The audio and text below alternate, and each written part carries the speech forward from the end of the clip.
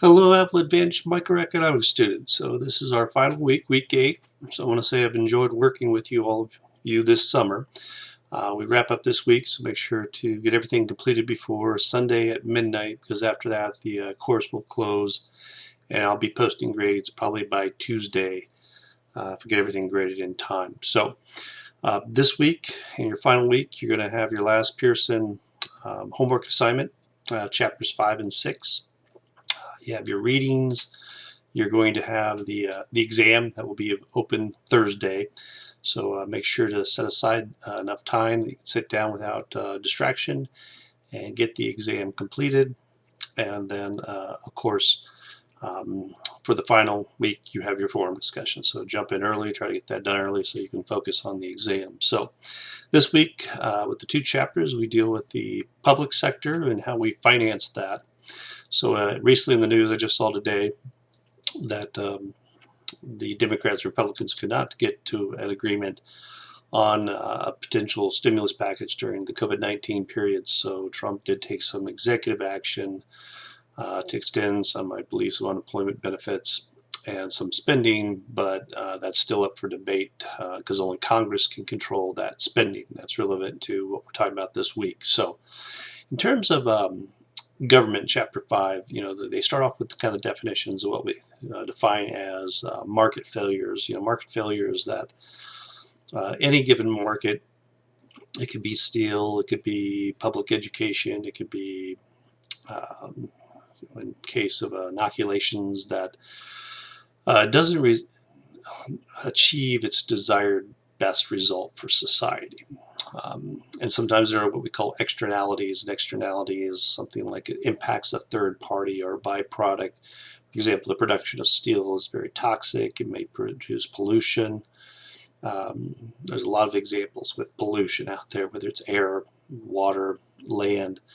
And the government tries to correct for these externalities. They may try to correct through, it could be taxation, it could be regulation, a certain amount of quotas.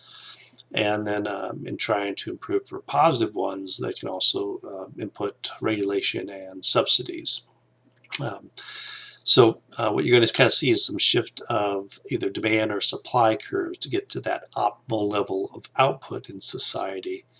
And the government's kind of acting as a push, if you will, to move the market in a certain direction by these interventions. So with this, they're also going to talk about the idea of a public good. Public good, you can't exclude anyone. It's non-rival, not excludable.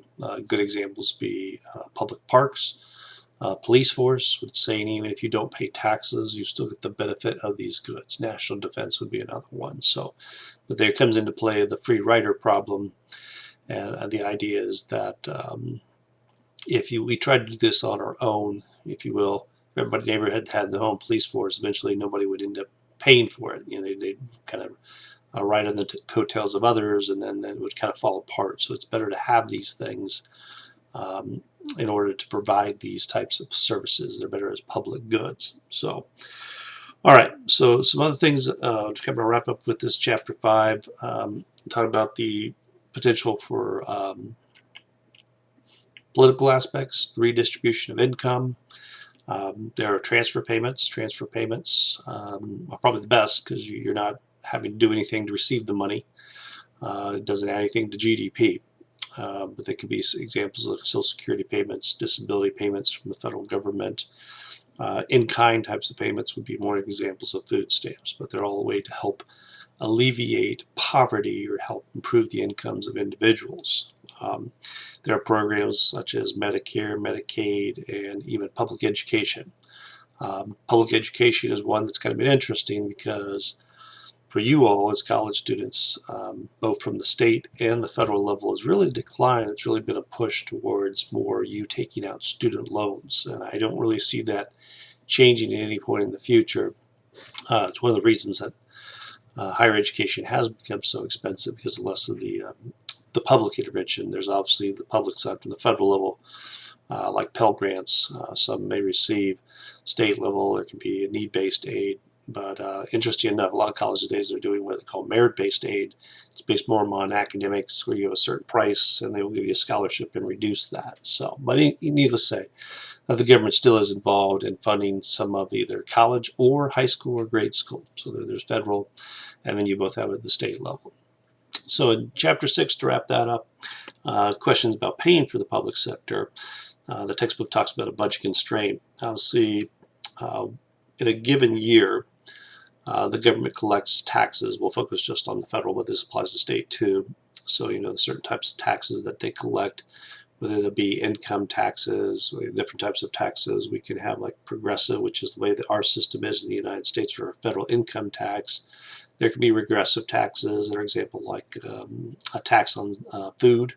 Like when you go to a grocery store, usually the amount of food that people buy in general is a necessity. So if you make a lot of money, it makes a less percentage of your income. So in many ways, it could be a regressive tax that you're paying less. And even Social Security could be that way. Once you reach a certain income threshold, you stop paying it into that system. So, but with that, there are different types of taxes such as Social Security and employment tax, sales tax. So ideally, governments have to be cautious. I think I mentioned this before about trying to maximize that revenue, even between states. I mentioned this, I think, in forum discussions, is if your tax is too high, say that Kansas puts a really high gasoline tax in place, and I can go right across the board to Missouri, the state government may actually lose money. Or if it's Overland Park or somewhere over in Kansas City, Kansas, their consumers will just jump the state line to buy their gasoline. So their intentions to actually raise more revenue actually backfire and make them worse off.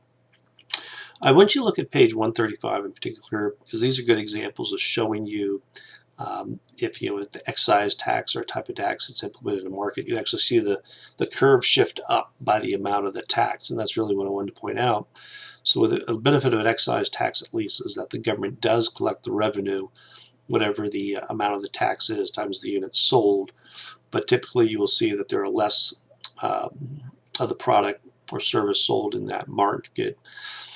So they have to be careful about that too. And I remember one time, this was back in the 80s, I think the late 80s, the federal government put a tax on like yachts, like a luxury good.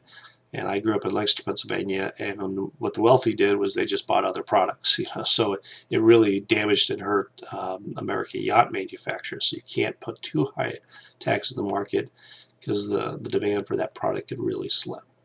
Well, that's it for this week. So if you do have any questions, do email me in Canvas. But otherwise, again, enjoy the rest of your summer. I wish we were in better conditions, but do want everyone to stay safe and continue on with doing well at your career at Avila. And at some point, you'll soon be graduated. So take care, and I'll talk to you later.